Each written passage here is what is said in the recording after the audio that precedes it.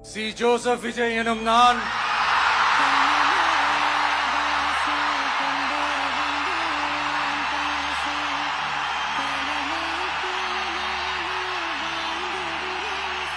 சட்டப்படி அமைக்கப்பெற்ற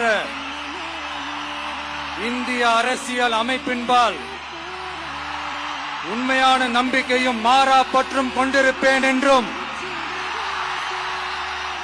இந்திய நாட்டின் ஒப்பில்லாத முழு முதல் ஆட்சியையும் ஒருமையையும் நிலை நிறுத்துவேன் என்றும் தமிழ்நாட்டு அரசின் முதலமைச்சராக உண்மையாகவும் உளச்சான்றின்படியும் என் கடமைகளை நிறைவேற்றுவேன் என்றும்